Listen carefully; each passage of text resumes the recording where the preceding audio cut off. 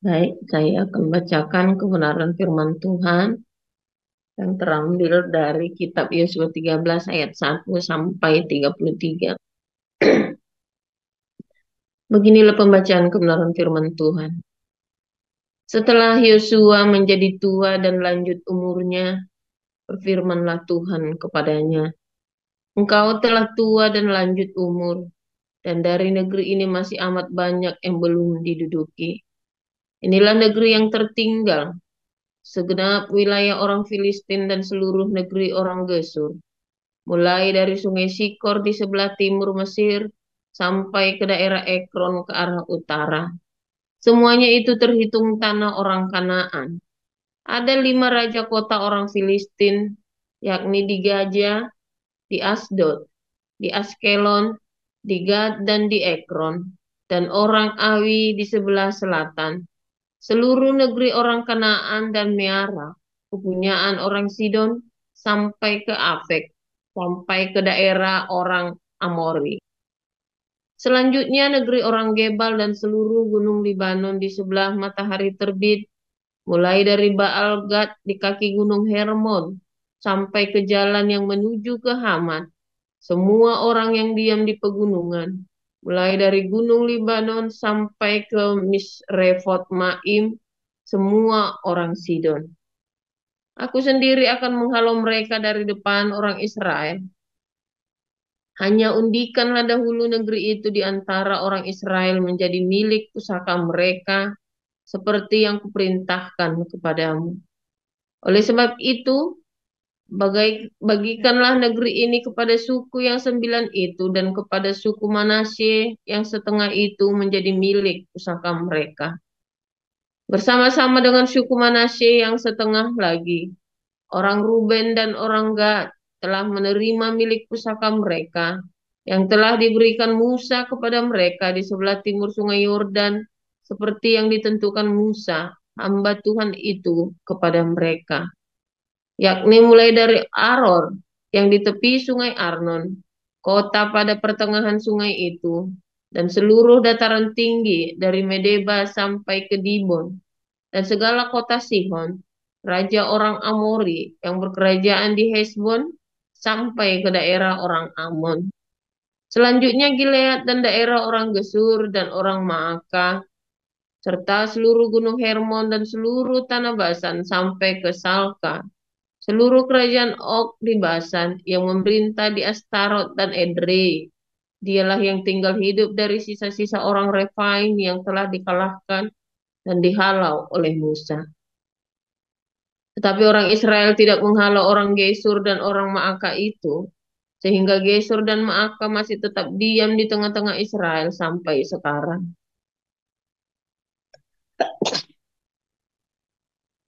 Hanya kepada suku Lewi tidak diberikan milik pusaka. Yang menjadi milik pusakanya ialah Tuhan, Allah Israel, seperti yang dijanjikannya kepada mereka. Kepada suku Bani Ruben, menurut kaum-kaum mereka, telah diberikan Musa bagian ini. Daerah kepunyaan mereka mulai dari Aror yang di tepi sungai Arnon, kota pada pertengahan sungai itu, dan seluruh dataran tinggi dekat Medeba. Hesibon dan segala kotanya yang di dataran tinggi, yakni Dibon, Bamut Baal, Bet Baal Meon, Yahas, Kedemot, Mefat, Kiryataim, Sibma, Jeret Hasahar di atas gunung di lembah itu, Bet Peor, lereng-lereng gunung Pisga, Bet Yesimot, selanjutnya segala kota di dataran tinggi itu, dan seluruh kerajaan Sihon, raja orang Amori, yang memerintah di Hesbon, yang dikalahkan oleh Musa, bersama-sama dia juga dikalahkannya raja-raja Midian, yakni Ewi, Rekem, Jur, Hur, dan Reba, raja-raja bawahan Sihon, penduduk negeri itu. Juga Bileam bin Beor, juru tenung itu, telah dibunuh oleh orang Israel dengan pedang, beserta orang-orang yang telah mati tertikam oleh mereka. Jadi batas daerah Bani Ruben ialah sungai Yordan dengan daerah pinggirnya. Itulah milik pusaka Bani Ruben menurut kaum-kaum mereka, yakni kota-kota dengan desa-desanya. Kepada suku Gad, yakni kepada Bani Gad, menurut kaum-kaum mereka telah diberikan Musa bagian ini. Daerah kepunyaan mereka ialah Yaezer dan segala kota negeri Gilead, serta setengah negeri orang Amon sampai ke Aror, yang di sebelah timur Rabah, yakni mulai dari Hesbon sampai ke Ramat Mispa dan Betonim, dan dari Mahanaim sampai ke daerah Debir, dan di lembah Bet Haram, Bet Nimrah, Sukot dan Javon, sisa kerajaan Sihon, Raja Hesibon, Sungai Yordan dengan daerah pinggirnya, sampai ke ujung Danau Kineret di sebelah timur Sungai Yordan. Itulah milik pusaka Bani Gad menurut kaum-kaum mereka, yakni kota-kota dengan desa-desanya. Kepada suku Manasya yang setengah itu, yakni kepada puak Bani Manasya yang setengah itu, menurut kaum-kaum mereka, telah diberikan Musa bagian ini. Daerah mereka mulai dari Mahanaim, seluruh Basan, seluruh kerajaan Og, Raja Basan, dan segenap Hawot Yair, yang di Basan itu 60 kota banyaknya. Selanjutnya setengah Gilead, Astarot dan Edrei, kota-kota kerajaan Og di Basan, menjadi bagian Bani Makir, anak Manasye, yaitu bagian setengah Bani Makir menurut kaum-kaum mereka. Itulah semuanya yang dibagikan Musa sebagai milik pusaka di dataran Moab di sebelah timur Sungai Yordan dekat Yeriko. Tetapi kepada suku Lewi, Musa tidak memberikan milik pusaka.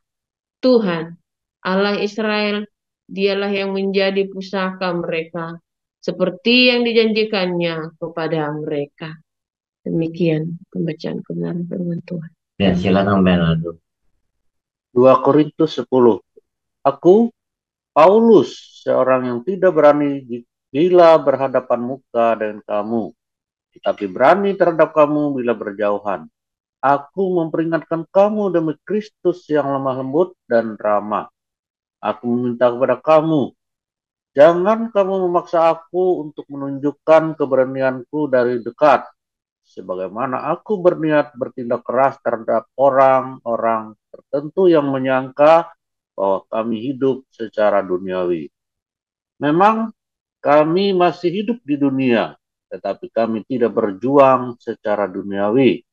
Karena kami dalam perjuangan bukanlah senjata duniawi, melainkan senjata yang diperlengkapi dengan kuasa Allah yang sanggup untuk meruntuhkan benteng-benteng. Kami mematahkan setiap siasat orang dan merubuhkan setiap kubu yang dibangun oleh keangkuhan manusia untuk menentang pengenalan akan Allah. Kami menawan segala pikiran dan menaklukkannya kepada Kristus. Dan kami siap sedia juga untuk menghukum setiap kedurhakaan bila ketaatan kamu telah menjadi sempurna. Tengoklah yang nyata di depan mata kamu. Kalau ada seorang benar-benar yakin bahwa ia adalah milik Kristus, hendaklah ia berpikir di dalam hatinya bahwa kami juga adalah milik Kristus sama seperti dia. Bahkan, jikalau aku agak berlebih-lebihan bermegah atas kuasa yang dikaruniakan Tuhan kepada kami untuk membangun dan bukan untuk meruntuhkan kamu, maka dalam hal itu aku tidak akan mendapat malu. Tetapi aku tidak mau kelihatan seolah-olah aku menakut-nakuti kamu dengan surat-suratku.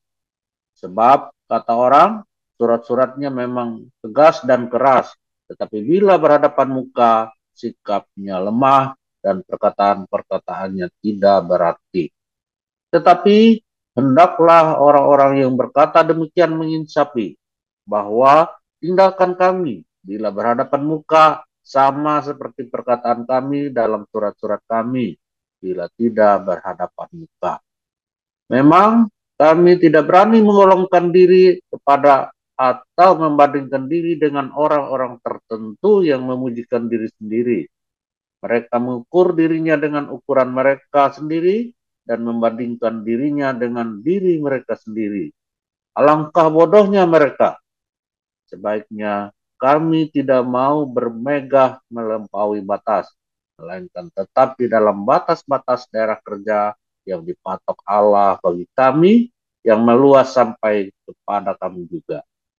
Sebab dalam memberitakan Injil Kristus, kami telah sampai kepada kamu, sehingga kami tidak melewati batas daerah kerja kami, seolah-olah kami belum sampai kepada kamu. Kami tidak bermegah atas pekerjaan yang dilakukan oleh orang lain di daerah kerja yang tidak dipatok untuk kami, tetapi kami berharap bahwa apabila imanmu makin bertumbuh, kamu akan mendapat penghormatan lebih besar lagi di antara kamu jika dibandingkan dengan daerah kerja yang dipatok untuk kami. Ya, hidup kami supaya kami dapat memberitakan Injil di daerah-daerah yang lebih jauh daripada daerah kamu, dan tidak bermegah atas hasil-hasil yang dicapai orang lain di daerah kerja yang dipatok untuk mereka. Tetapi barang siapa bermegah, hendaklah ia bermegah di dalam Tuhan. Sebab bukan orang yang memuji diri yang tahan uji, melainkan orang yang dipuji Tuhan. Amin. Ya, terima kasih untuk para lektor, Ibu Salma dan Pak Ernaldo. Kita akan lanjutkan mendengarkan renungan firman Tuhan yang hari ini akan disampaikan oleh Pastor Paul dengan judul Teritorial Israel. Silakan Pastor Paul.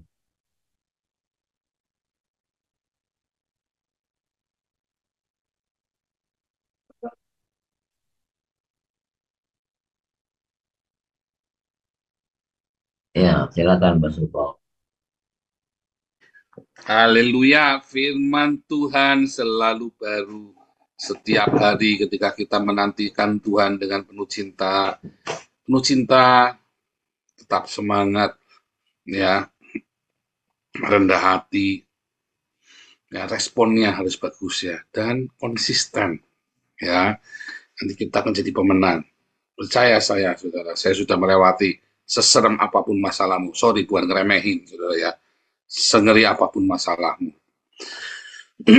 Saudara, ya, ada batas-batas. Ya, ada batas-batas di dalam hidup kita yang tidak boleh kita langgar. Ya, saudara ya. Ada batas-batas yang tidak boleh kita langgar. Ada batas-batas kemampuan, kapabilitas kita, kapasitas kita. Kalau orang kejawen, kalau orang kelenteng, bilangnya ada garis tangannya. Ya, sudah suratan nasib. Nah, bukan itu, saudara. Bukan garis tangan suratan nasib, bukan. Karena Anda bisa mengubah nasibmu.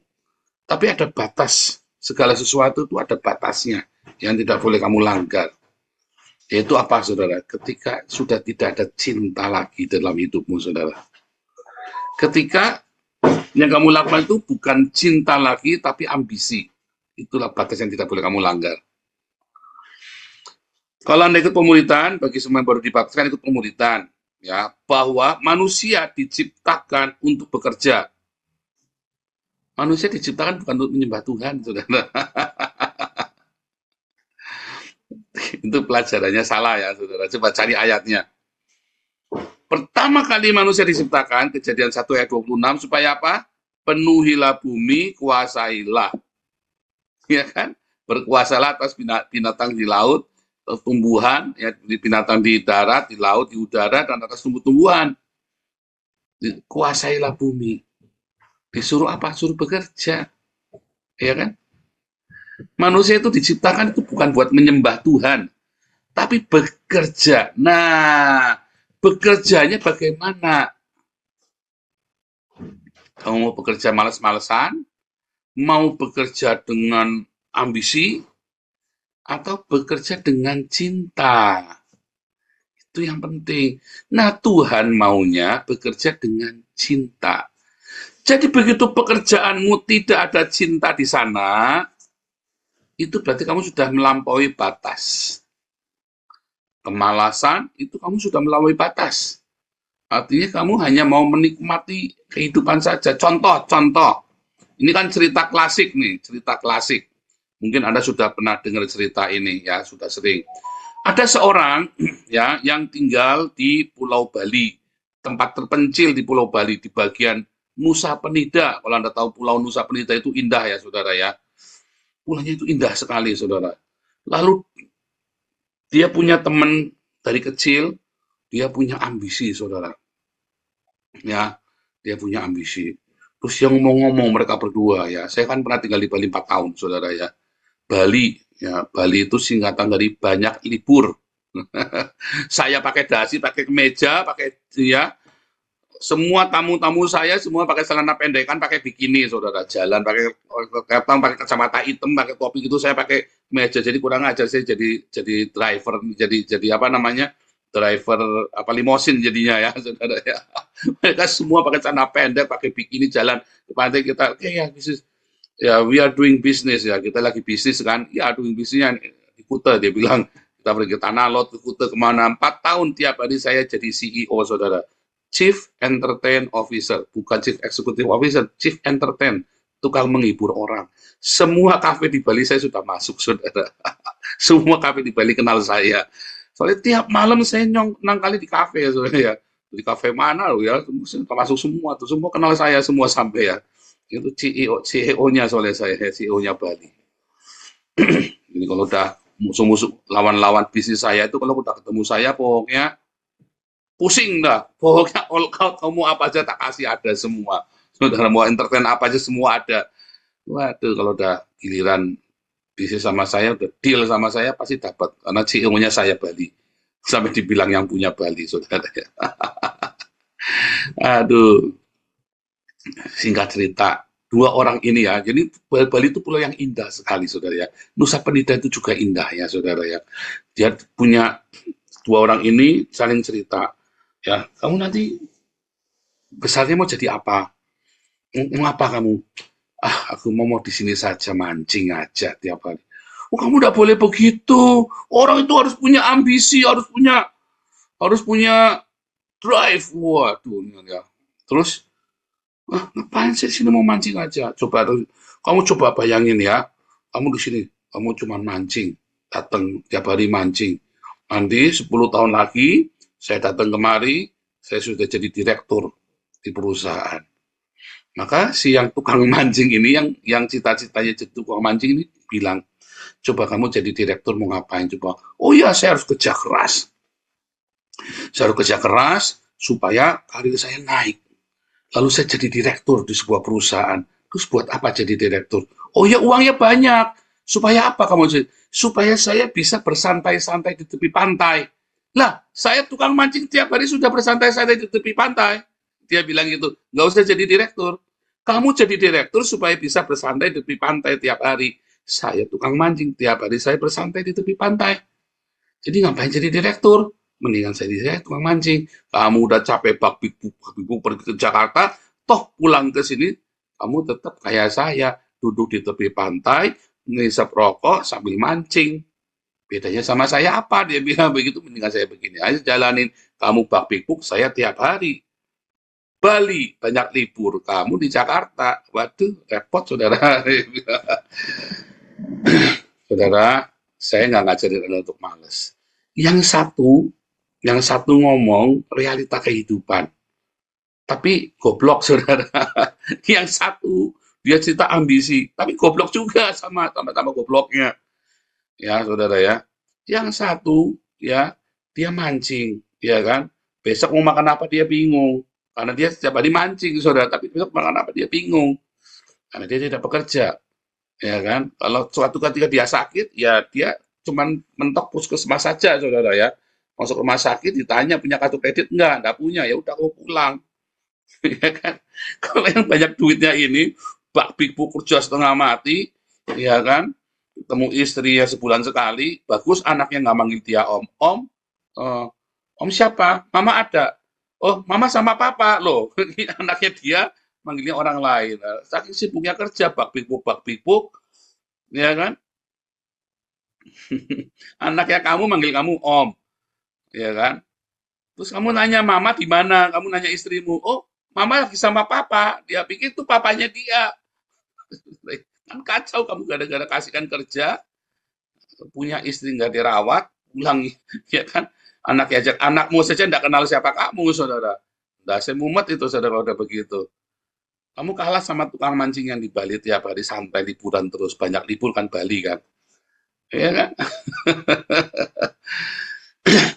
Saudara, kalau kamu kerja ya malas, kamu kan disuruh mengembangkan. Kamu tidak boleh tidak boleh bermalas-malasan, saudara. Sekalipun kamu orang kaya, kamu tidak boleh tidak bekerja. Sekalipun kamu uangnya banyak, tidak boleh kamu tidak bekerja. Ayatnya jelas, barang siapa tidak bekerja, janganlah ia makan. Karena kalau kamu nggak bekerja tapi kamu makan terus, ya, kamu penyakitan. Kalau kamu tidak bekerja tapi kamu makan terus, kamu penyakitan. Oh, Pak, tapi saya miskin. Makanya kamu penyakitnya penyakit orang kaya. Ya kan? Stroke, diabetes. Itu kan penyakitnya orang kaya, saudara. Kalau penyakitnya orang miskin ya busung lapar, kudis, ya kan? Panu, kopokan, ya congekan itu penyakitnya orang miskin. Penyakitnya orang kaya kan jantung, koroner, waduh apalagi itu loh, diabetes, ya kan, kolesterol, apalagi mah penyakit orang kaya mah, apalagi itu kanker, cancer ya, cancer kalau cancer juga ya. Terus pokoknya penyakit sing aneh-aneh yang judulnya penyakit kebanyakan makan. Ya kan? Ini kan diabetes, jantung, kolesterol, stroke, itu kan penyakit darah tinggi, itu kan semua penyakit kebanyakan makan, salah makan kan. Penyakit makanannya orang kaya kan. Iya kan? Tapi orang miskin banyak yang punya penyakit orang kaya. Kenapa? Karena dia terima bantuan, tapi dia tidak mau bekerja. Dia makan tiap hari, dia nggak mau bekerja. Makanya Paulus berkata, nggak kerja jangan makan. Oh, dia bukan menghina, tapi kamu nanti kena kutuk. Sakit kamu. Ya kan? Kalau Anda bekerja, Anda boleh makan. Karena kita dilahirkan, ditakdirkan untuk bekerja. Wah, capek dong, Pak. Wah, kena kutuk. Wah, bekerja itu bukan kutuk, bekerja itu berkat, saudara. Kamu akan sehat kalau kamu bekerja. Kamu akan diberkati kalau bekerja. Ya, kamu akan punya harga diri kalau bekerja. Banyak orang harga dirinya tinggi sekali, tapi dia tidak kerja. Itu namanya kurang ajar, saudara. Dia tidak kerja, tapi harga dirinya selangit, ya. Itu namanya orang sial, itu, saudara. Ya, harga dirinya selangit, tidak kerja, di rumah tidur, makan tidur, makan tidur. Dan biasanya orang yang makan tidur, harga dirinya selangit. Serius, saudara. Serius. Ya. Tapi orang yang bekerja, ya aneh ya, biasanya selalu ada anomali. Biasanya kalau orang yang bekerja, dia tahu menempatkan diri, tahu diri. Ya, Anda ingat perwira pasukan yang datang pada Yesus? Aku ini seorang prajurit. Aku punya anak buah, tapi aku punya atasan. Orang kalau bekerja dia bisa menempatkan diri, saudara. Kapan dia harus merendah, kapan dia harus memimpin. Tapi kalau orang makan tidur, taunya aku ini punya harga diri. Dan tidak tahu harga dirinya kemahalan. Nggak tahu diri itu loh maksudnya lo ya, saudara. Harga diri yang namanya terus, oh aku biar miskin tapi punya harga diri. Itu biasanya omongan orang yang tidak bekerja, saudara. Aku ini biar miskin tapi punya harga diri. Itu omongan orang miskin tuh biasanya tuh, pecundang. Tapi orang yang bekerja dengan rajin, biasanya tidak tega ngomong begitu. Ya sudah, diem saja. Jengkel tapi diem saja. Kalau boleh dia merendah. Dan dia tahu bagaimana cara merendahkan diri. Karena sudah biasa kerja. Kenapa? Udah capek. Udah mau sombong apa, udah capek, udah nggak usah diurusin lah. Tapi kalau kamu udah kerja, panas, karena energimu banyak. Energimu buat marah-marah, buat berkelahi sama orang itu banyak. Ya kan? Tapi kalau kamu energimu habis buat bekerja, kamu udah sempat marah-marah lagi, saudara. Enggak, udah capek. Orang tersinggung, capek udah. Ngurusin ini aja, ngurus orang tersinggung. Benar nggak? Coba deh Anda pikirkan. Mengapa kamu susah untuk merendahkan diri? Biasanya kamu nggak bekerja. Tapi kalau kamu bekerja, kamu makin rendah hati, berkatmu makin banyak, saudara. Itulah sebabnya orang bekerja itu bisa makan dan bahkan bisa beli-beli. Di Belanda, kamu boleh nggak kerja, saudara. Tapi kamu uangnya terbatas. Kan? Kamu boleh nggak kerja, dirawat oleh negara, tapi uangmu terbatas. Makanya banyak orang bekerja, pajaknya 50%. Kalau gajimu 10.000, ya, pajakmu 50%. Jadi kalau gajimu 10.000, kamu cuma terima uang 5.000 di rumah, bawa ke rumah. Lah kalau kamu gajinya 5.000, ya, pajakmu cuma 30%. Jadi kamu bawa uang 4.500. Jadi yang kerja 10.000 sama yang kerja 5.000, beda dikit, saudara. Ajaib ya. Kenapa? Karena yang bekerjanya banyak, ya, seringkali bukan karena bekerjanya banyak, karena dia punya keberuntungan. Luck, hoki, rezeki. Makanya dia harus membagi kepada yang kurang beruntung. Orang yang tidak bekerja itu dianggap kurang beruntung, saudara. Karena orang tidak bekerja kadang-kadang bukan karena malas, ya, tapi karena dia tidak beruntung, hidupnya tidak beruntung.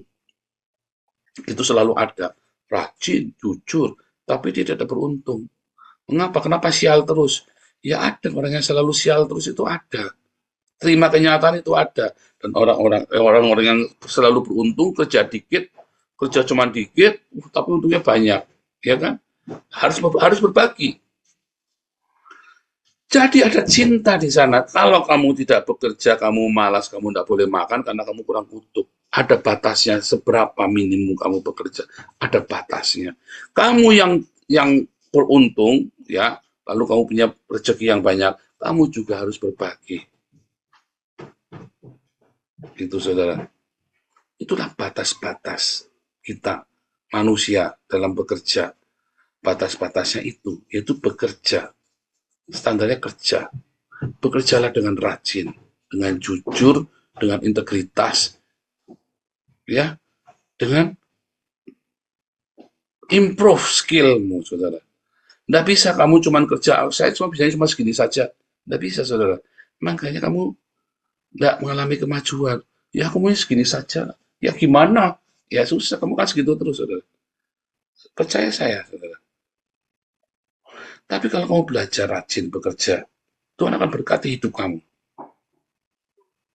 Ya, orang yang tidak bekerja, maka tidak ada apa yang mau diberkati, tempurungnya tidak ada, periuk nasinya itu tidak ada, apa yang mau diberkati, saudara? Apa yang mau dilipat gandakan? Tapi orang yang bekerja akan mengalami pelipat gandaan tiap harinya, karena dia serahkan pekerjaan itu dengan cinta kepada Tuhan. Karena bekerja itu kan sebuah ibadah. Kejadian 1 ayat 26, ya kan? Sampai 28, diciptakan untuk bekerja. Bekerja dengan cinta, bahkan Tuhan pun bekerja. Ya kan? Pada mulanya Allah menciptakan. Dan sampai dengan hari ini Tuhan bekerja. Ya kan? Dan ada orang yang bekerja dengan luar biasa keuntungan. Dia harus berbagi. Karena doanya kita apa, saudara? Berilah kami pada hari ini makanan kami yang secukupnya. Jadi kalau Tuhan kasih kamu berlimpah, artinya kamu harus berbagi. Karena kamu sudah janji sama Tuhan, berikan pada kami makanan yang secukupnya. Kecuali kamu doa, Tuhan berikan aku makanan buat sebulan. Tapi Tuhan tidak ngajarin itu. Tuhan ajarin kita, berikan kepada kami makanan kami pada hari ini secukupnya. Sebab kalau lebih dari cukup kamu makan sendiri, kamu penyakitan. Kamu tidak bekerja, terus kamu makan. Kamu penyakitan, saudara. Yang tidak bekerja jangan makan. Sebab kalau kamu tidak bekerja dan kamu makan, kamu penyakitan, kena kutuk. Tetapi kalau kamu bekerja dengan giat, dan kamu mendapat berkat makananmu lebih dari cukup, tapi kamu makan sendiri, kamu tidak bagi sama orang lain, maka apa yang terjadi, saudara? Kamu penyakitan juga, kena kutuk. Ya kan? Jadi harusnya bagaimana? Yang bekerja, yang miskin bekerja untuk makananmu, yang kaya bekerja untuk berbagi. Ya kan? Supaya kamu bisa berbagi. Yang biasa-biasa saja, rajinlah bekerja. Karena suatu ketika yang biasa-biasa itu akan berkembang. Tapi kalau yang biasa-biasa saja tidak rajin, kamu akan turun ke bawah. Itulah hukum cinta, saudara. Jangan kamu sehari kerja kurang dari 6 jam. Kalau masih muda apalagi ya, saudara ya. Jangan kurang dari 6 jam. Kamu nanti males.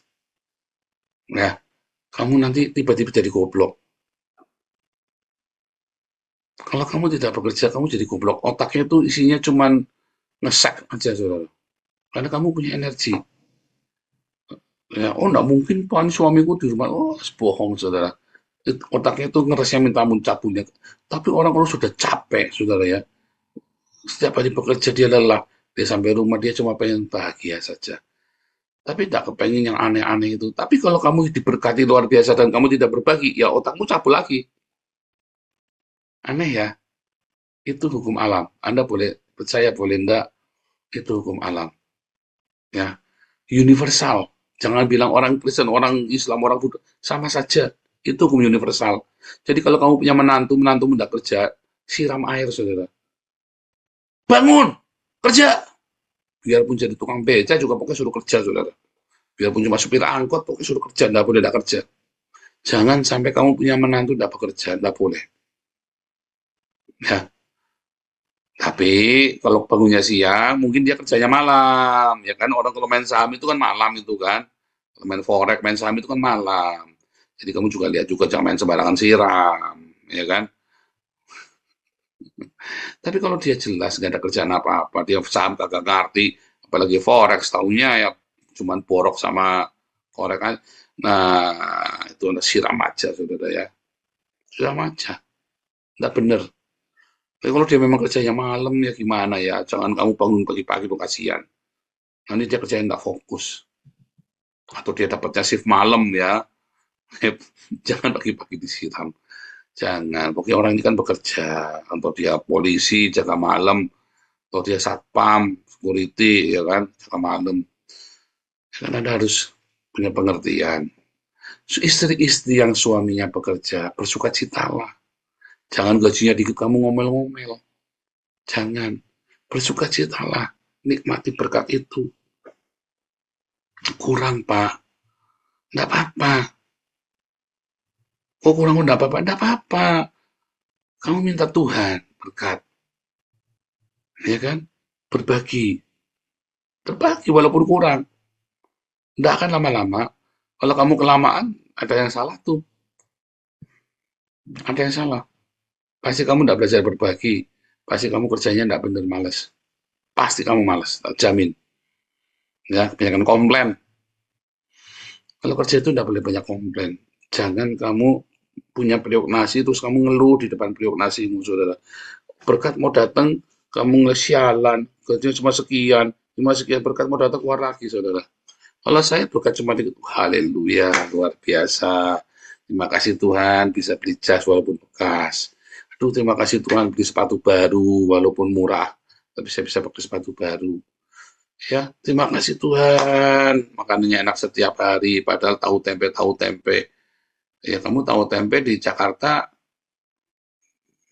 nggak berjanji. Oh, makan tahu tempe di sini boros kamu sudah mahal di sini tahu tempe. Harganya sama babi sama. Itu saudara ya. Syukuri tiap hari.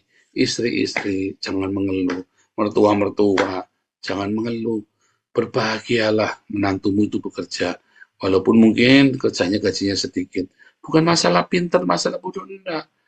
Belum waktunya. Sekarang dimotivasi. Ayo bersedekah. Ayo nabung. Irit ya.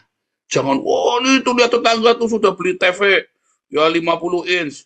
Tuh lihat tuh tetangga tuh sudah beli TV 100 inch. Ya kan, padahal semua utang semua, saudara ya. Bukan beli namanya utang. Kamu iri. Saudara, kita semua punya batas-batas dalam kehidupan kita. Batasnya adalah apa? Cinta. Melayani juga sama, saudara. Tidak mungkin seorang melayani melebihi batas-batasnya kalau dia punya cinta. Ya, kalau dia punya cinta, seringkali dia melakukan lebih dari yang sebetulnya bisa dia lakukan. Ya, Tapi kalau dia punya cinta, kalau dia tidak punya cinta, dia melakukan lebih bukan karena cinta, tapi karena ambisi dia mau ambil punyanya orang. Tapi kalau dia punya cinta, dia lakukan itu karena dia ingin memberikan lebih dari yang dia mampu. Tahu bedanya, saudara? Sama-sama melebihi itu. Yang satu karena ambisi, yang satu karena cinta. Yang tahu hanya kamu, saudara. Dalam melayani juga sama, ya. Yang satu punya batasan ini. Oh, saya ini bendahara. Ya, batasan. Jangan sok-sokan ngambil punyanya orang. Kamu semua disapu semua. Superman, one man show. Jangan juga. Nanti kamu muntah darah. Nggak kuat. Jangan one man show. Coba Anda lihat saya. Ya kan? Saya tahu saya sibuk sekali. Makanya saya bagi. Hari Rabu, hari Sabtu. Ayo gantian ya. Sampai hari apa? Kamis dan Sabtu. Ya, saya berbagi. Enggak semua saya ambil semua. Ya, bahkan mengajar pemuridan pun kita bagi. Saya training dulu sungguh-sungguh ya. Terus kita bagi. Ya kan, siapa yang mau. Ya kan? Ya kan? Pembaptis. Kita bagi semua. Semuanya bertumbuh sama-sama. Tapi yang satu jangan merasa lebih hebat terus mau nyerobot yang lain. Tapi kalau dia punya cinta, dia akan ambil alih karena nggak ada yang lakukan. Karena dia punya cinta, aku tak lakukan lebih. Oh, itu kan bukan tugasku. Nah, itu berarti kamu nggak punya cinta. Tapi kalau dia punya cinta, dia lihat apa yang bisa aku bantu ya. Tapi kalau dia ambisi, wah diterobos semua. Sama-sama, beta tahu ya, beta tipis. Kamu punya cinta, kamu melakukan yang lebih daripada yang kamu bisa untuk membantu yang lain, saling melengkapi. Tapi kalau kamu tidak punya cinta, ya, dua, wah itu kan bukan kerjaanku. Itu kan bukan kerjaanku. Nah, harusnya kan kamu saling peduli. Itu kan bukan pekerjaanku. Atau saudara, ya, kamu ambil semua dengan anak ambisimu, saudara ya. Ambil semua, orang itu tidak mampu, Pak. Ambil alih semua, Pak. Belum tentu. Kamu harus kasih kesempatan orang buat bikin salah. Semua mau kamu alih semua. Itu batas-batas kita. Kalau Paulus dengan para rasul, batas-batasnya antara Yahudi dengan non-Yahudi. Paulus itu pergi kepada orang non-Yahudi. Dia tidak fokus kepada orang Yahudi. Itu batas-batas pelayanannya Paulus. Ya, karena Pak Petrus dan Yakobus kepada orang Yahudi. Itu ada batas-batasnya. Jadi kan begitu ada orang Yahudi, dia hubungi Petrus. Petrus ini orang Yahudi nih di Korintus. Nah, ini Petrus, ini ada orang Yahudi nih di Roma. Misalnya begitu, saudara ya. Batas-batas wilayah kita masing-masing. Tuhan itu sudah kasih takaran buat kita masing-masing, ya. Tapi kamu bisa mengembangkan batas-batas itu, saudara. Dengan cara apa? Bersedekah, berdiakonia, dan bertanggung jawab dengan perkara yang sedikit yang sudah ditakar itu. Memperbesar takaran hidup kita, saudara. Bisa, ya. Kita bisa semua memperbesar takaran hidup kita hari ini. Dengan cara apa? Satu, kamu harus bersedekah. Supaya Tuhan tahu kamu nggak tamak. Kamu nggak serakah. Kamu bisa berbagi tadi, batas-batas tadi.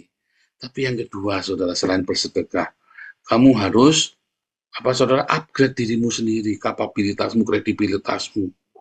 Tiap hari. Kalau enggak, maka kamu akan jatuh dalam rupa-rupa pencobaan. Nggak punya kemampuan, tapi pengen ambisinya gede. Akhirnya kamu nakal, jahat, saudara. Korupsi lah, ya kan? Main politik yang kotor lah, politik kantor ya, intrik-intrik yang kotor, fitnah-fitnah, jilat-jilat. Tapi kalau kamu punya cinta, ya, maka kamu akan berbagi, maka kamu akan dijaga oleh Tuhan. Batas-batasmu pun akan dijaga. Tidak mungkin orang bisa ngambil rezekimu. Karena kamu belajar berbagi, belajar peduli. Ya. Gitu, saudara ya. Jadi bukan berarti mau sok-sokan ini kan. Ya, uang Tuhan, enggak bisa. Bahkan ada yang menerima bantuan pun dari yayasan, ya, ada batasnya. Kamu enggak bisa ngambil sama yang kamu mau. Ada aturannya, ada batasnya. Semua itu ada aturannya, ada batasnya. Segala sesuatu yang tidak ada batasnya itu berbahaya, saudara. Kamu bisa hilang nanti di ruang angkasa. Bukan di surga, di ruang kasar, saudara. Kamu bisa hilang nanti. Haleluya. Mulai sekarang, ingat-ingat saudara ya. Bekerja dengan cinta. Tidak boleh malas, tidak boleh berambisi, tapi bekerjalah dengan cinta. Cukupkanlah dengan yang ada, bekerja dengan rajin. Ya, sehingga kamu tidak akan saling sikut, saling senggol, saling fitnah. Tidak perlu. Ya, karena Tuhan yang akan menjagamu. Nah, yang ketiga, jangan bekerja dengan serakah. Ada batas-batasnya, saudara. Pelayanan pun ada batas-batasnya. Kamu tidak bisa semua kamu kerjain sendiri, semua itu tidak mungkin. Tidak akan bisa, kamu harus belajar berbagi. Sulit ya berbagi ya. Kenapa? Masalah ketenaran, masalah karir, masalah uang, banyak saudara. Sulit berbagi.